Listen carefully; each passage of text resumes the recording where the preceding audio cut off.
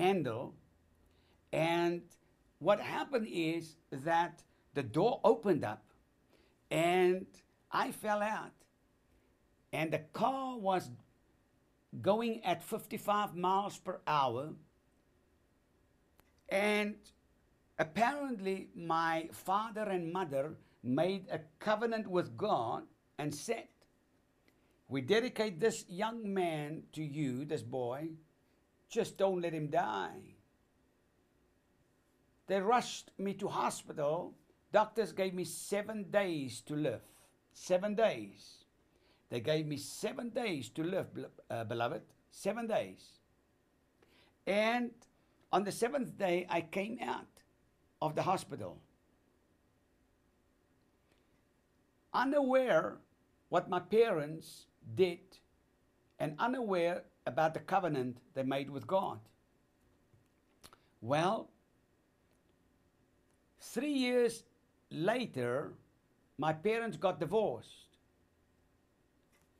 And when I was about 6 or 7, I was shipped away from home to go and live on a farm for about a year or so with my grandmother. Then my father fell in love with a young lady who could have been my older sister, age-wise. And then I was like then in grade 3, yes. And my father had no time for us.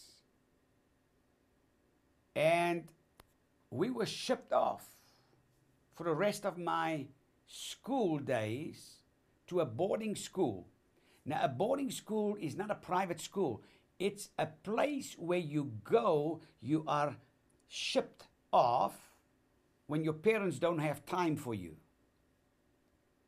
My father got so caught up with this young woman that he didn't want her to have to raise 2 sons. We're 6.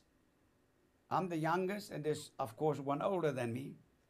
And he didn't want her to have that responsibility. So we were shipped off to a boarding school, a place where your parents don't have time for you, basically. And I grew up with a lot of anger and rejection and thoughts like this man who sat at the pool of Bethesda for 38 years. After school, I became very successful in my job. But inside of me, I was harassed with a past, yes, with a mind that was filled with some lame thoughts, paralyzed thoughts, anger, rejection, disappointment. And the thing I feared most came upon me. I always said when I get married, I never want to get divorced like my parents. And my wife and I faced serious trouble. Yes. But somebody called my parents, hang on, let me rephrase that. Somebody in my life whom I was not aware of, made a covenant with God. They were my parents, yes, that if you save this little boy, because I had 7 days to live, we dedicate him for your purpose. So God had a contract out of my name. I want you to know that God is much stronger than a mafia. Yes?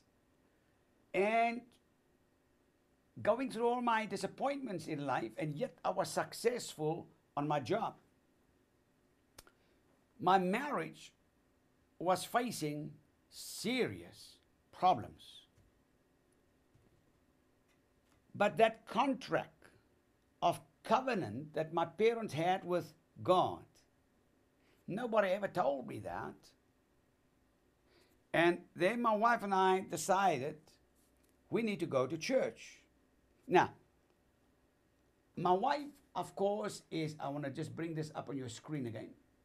My wife, of course, was very staunch Catholic, yes. And for me to say to her, let's go to a church, was like, no ways. There's only one church, and that's the Catholic Church. And the priest would normally read the Bible for her, or to her, or in church, and they depended just upon that priest.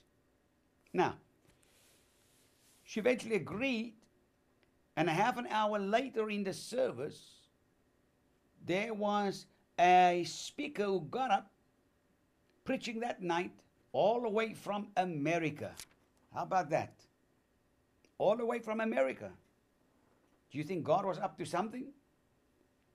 And I look at my wife, and there she was crying. She gave her life to the Lord, in a sense. However, we went home, and then Benny Hinn, sometime later, came into town with Dr. Fred Roberts, who hosted him. Kim Clement and myself and my wife, we come out of the same local church. And then we attended that crusade with Benny Hinn, and we truly got born again. And God began to, I began to apply the Word of God, and my marriage got healed, yes. And little did I realize that there was a contract out of my name. Long story short, this is the result of a covenant that was made with God through my parents. And yet they got divorced when I was 5, and I was unaware. I'm telling you by the Spirit of the Lord, there's somebody watching right now. Your grandmother has been praying for you intensely, and that grandmother made a covenant with God, and she paid the price in a relationship with God. And you are at a point in your life knowing you have to make a decision. Jesus is walking into your life right now through this message, and he says, do you want to get well? Do you want to get well? Give your life to him right now. Make that decision. Don't be like this man who said, I've got nobody to help me. He had a defeated mentality. He was sitting with the lame, the blind, the paralyzed, the crippled thoughts of life. He sat with people that were so blind.